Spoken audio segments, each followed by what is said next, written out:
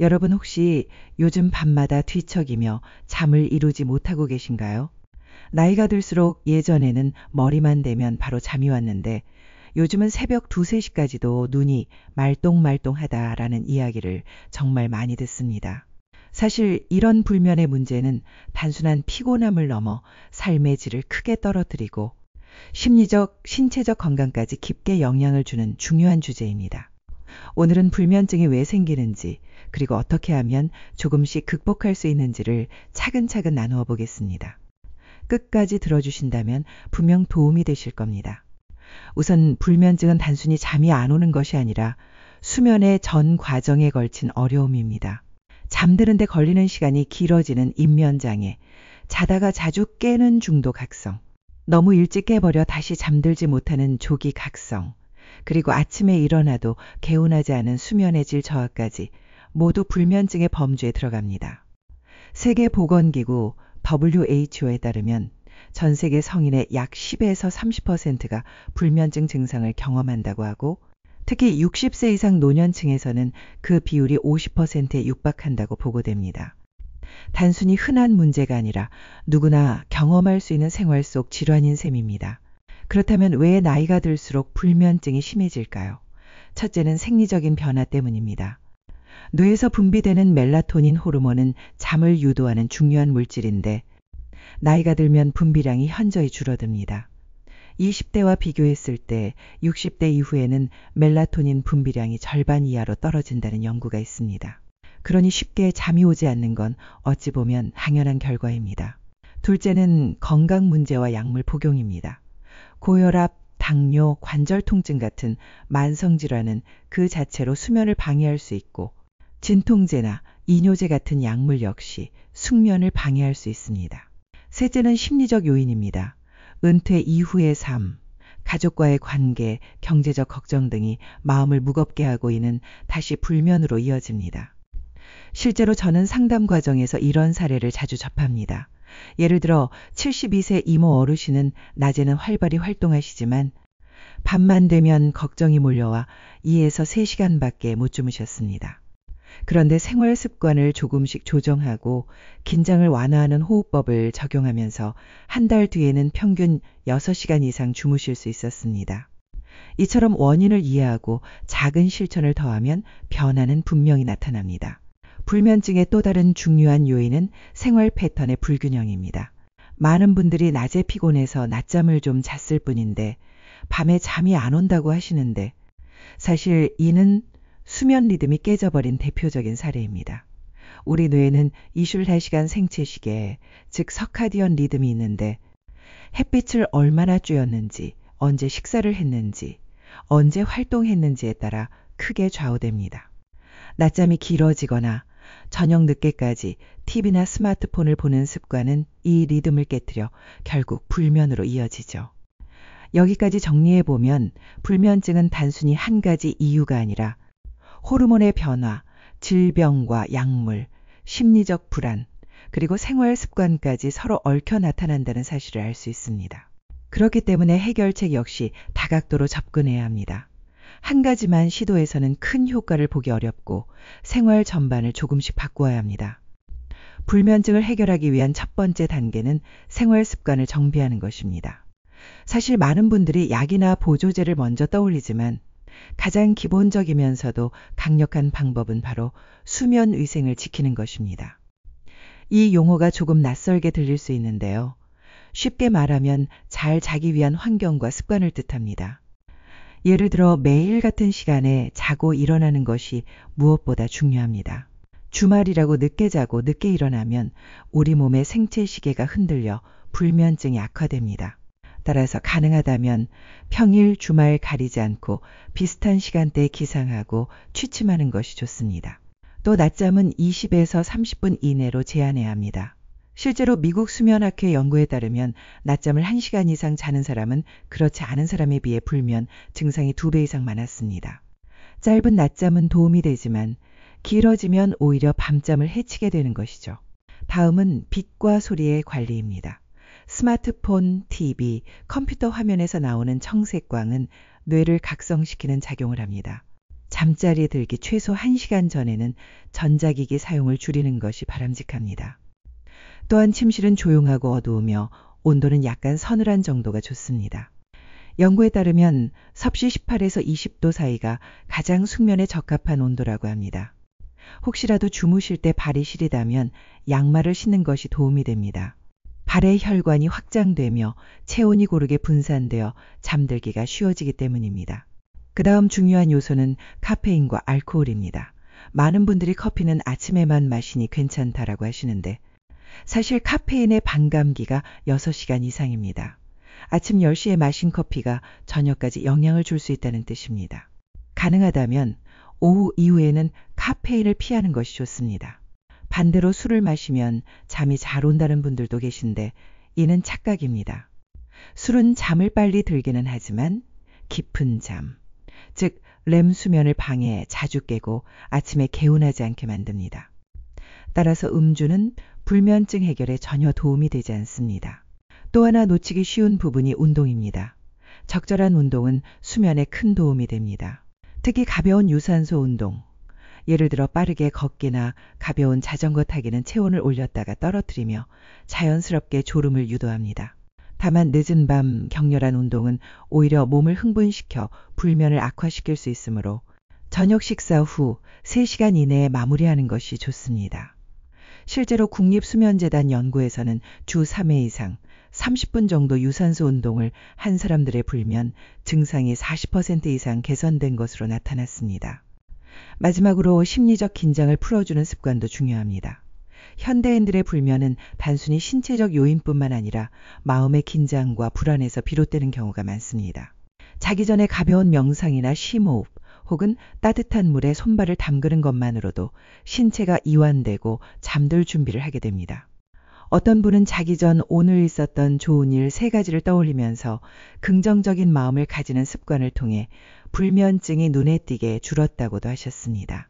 이처럼 수면 위생을 지키는 작은 습관이 모이면 불면증 극복에 큰 기초가 됩니다. 중요한 건 단기간의 효과보다는 꾸준함입니다. 오늘 하루 잘 안 됐다고 좌절할 필요가 없습니다. 작은 변화를 이어가다 보면 분명 몸은 반응하게 됩니다. 불면증을 극복하기 위한 또 다른 중요한 길은 구체적인 실천 방법을 생활에 적용하는 것입니다. 단순히 일찍 자야지라는 마음가짐만으로는 부족하고 실제로 뇌와 몸이 잠들 준비를 하도록 도와주는 구체적 행동이 필요합니다. 첫 번째로 소개할 방법은 이른바 자극조절요법입니다. 이름은 다소 어렵게 들리지만 원리는 단순합니다. 침대는 오직 잠자는 곳으로만 인식하게 만드는 것이 핵심입니다. 많은 분들이 침대에 누워서 휴대폰을 보거나 TV를 켜놓고 계신데 이 습관은 뇌에게 침대는 각성하는 곳이라는 잘못된 신호를 보냅니다. 그래서 잠자리에 누웠는데도 머리가 맑아지고 더더욱 잠이 오지 않게 되는 것이죠. 따라서 침대에서는 책도 스마트폰도 TV도 금물입니다. 누워서 20분 이상 잠이 오지 않는다면 차라리 침실을 벗어나 조용한 곳에서 가벼운 독서를 하거나 음악을 듣다가 다시 잠자리에 드는 것이 훨씬 효과적입니다. 둘째로 호흡과 명상의 힘을 빌릴 수 있습니다. 최근 미국 하버드 의대 연구팀이 발표한 자료에 따르면 매일 밤 10분간 호흡 명상을 실천한 사람들의 불면증 증상이 6주 만에 40% 이상 개선되었다고 합니다. 구체적으로는 4-7-8 호흡법이 잘 알려져 있습니다. 4초간 숨을 들이마시고 7초간 멈추었다가 8초간 천천히 내쉬는 방식입니다. 이 호흡은 심박수를 안정시키고 뇌파를 진정시켜 숙면을 돕습니다. 특히 긴장과 불안으로 인해 머리가 복잡해 잠 못 드는 분들에게 큰 도움이 됩니다. 셋째로 따뜻한 물을 활용하는 방법입니다. 잠자리에 들기 전 30에서 40분 전에 미지근한 물로 목욕이나 족욕을 해보는 것입니다. 우리 몸은 체온이 오르다가 떨어질 때 졸음을 느끼게 되어 있습니다. 그래서 따뜻한 물에 몸을 담갔다가 체온이 자연스럽게 내려가면 수면에 필요한 환경이 갖추어집니다. 어떤 분들은 발만 따뜻한 물에 담그는 것만으로도 큰 효과를 보셨다고 합니다. 특히 노년층에서는 전신욕보다는 간단한 족욕이 부담도 덜하고 혈액순환에도 도움이 됩니다. 넷째로 전통적인 방법과 현대의학적 접근을 함께 활용하는 것도 좋습니다. 예를 들어 동양의학에서는 심포경과 신경이라는 경락이 수면과 깊은 관련이 있다고 보았습니다.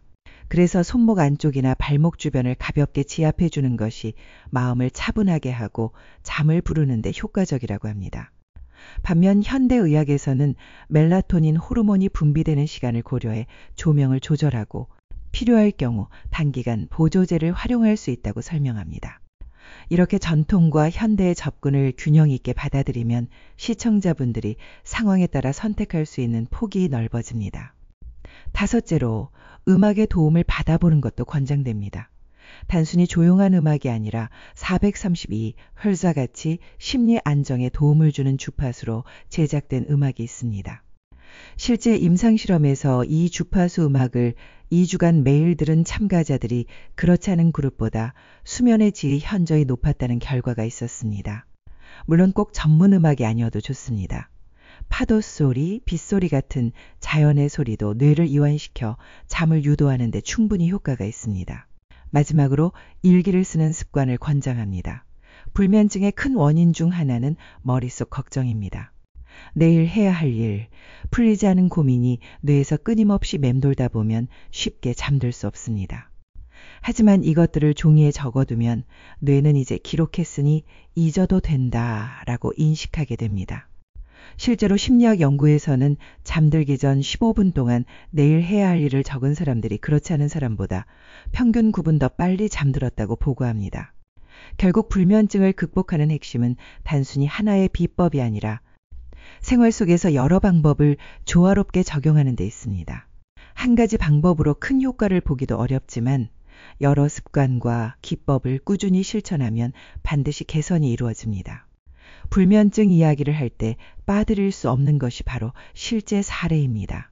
통계와 연구도 중요하지만 나와 비슷한 상황에서 누군가가 변화를 경험했다는 이야기가 주는 힘은 훨씬 큽니다. 그래서 오늘은 몇 가지 사례를 소개해 드리겠습니다. 먼저 72세의 김정수 어르신 사례입니다. 오랫동안 혈압약과 당뇨약을 복용하셨고 동시에 10년 가까이 불면증으로 고생하셨습니다. 매일 밤 2-3시간밖에 못 자고 새벽에 자주 깼으며 낮에는 졸리고 무기력해 일상생활이 힘들어졌습니다. 하지만 생활 습관을 조금씩 바꾸기 시작했습니다. 저녁 6시 이후 카페인을 끊고 자기 전에 스마트폰을 멀리하고 대신 조용한 음악을 들으며 478 호흡을 꾸준히 하셨습니다. 3주가 지나자 수면 시간이 평균 5시간 이상으로 늘었고 아침에 상쾌하다고 말씀하셨습니다. 큰 병원 약보다 효과가 컸다라는 표현이 인상적이었습니다. 또 다른 예로 60대 후반의 최영호 어르신은 퇴직 후 생활이 불규칙해지면서 불면증이 심해졌습니다. 낮에는 TV를 오래 보고 밤에는 술로 잠을 청하려다 보니 오히려 새벽 3시, 4시까지 뒤척이는 일이 반복된 것입니다. 하지만 족욕과 가벼운 스트레칭을 습관화하자 놀라운 변화를 경험하셨습니다. 처음에는 이게 뭐 대단하겠나 하셨지만 2주쯤 지나자 잠드는 시간이 점점 빨라졌고 깊이 잠드는 시간이 늘었습니다. 지금은 술에 의존하지 않아도 자연스럽게 밤 11시쯤 졸음이 오고 아침 6시에 개운하게 일어나십니다. 사례들은 한결같이 작은 습관의 변화에서 출발했습니다. 대부분의 불면증 환자분들은 큰 치료나 약에만 의존하려 하지만 생활 습관을 바꾸지 않으면 효과가 제한적입니다. 반대로 습관을 조금씩 바꿔주면 약의 효과도 배가 되고 경우에 따라 약을 줄이는 데도 도움이 됩니다. 반복해서 강조드리고 싶은 점은 불면증은 복잡하게 풀어야 하는 문제가 아니다라는 것입니다. 규칙적인 수면 패턴, 스마트폰 사용 줄이기, 호흡법과 명상, 족욕, 가벼운 운동, 이런 기본적인 원칙들을 꾸준히 실천하는 것이 핵심입니다. 처음에는 효과가 없다고 느낄 수도 있습니다. 하지만 몸은 생각보다 빨리 반응합니다. 꾸준히 하면 2에서 3주만 해도 눈에 띄는 변화를 체험할 수 있습니다. 여기서 한 가지 더 중요한 점을 덧붙이고 싶습니다. 불면증은 단순히 잠을 못 자는 문제가 아니라 삶 전체의 질과 직결됩니다.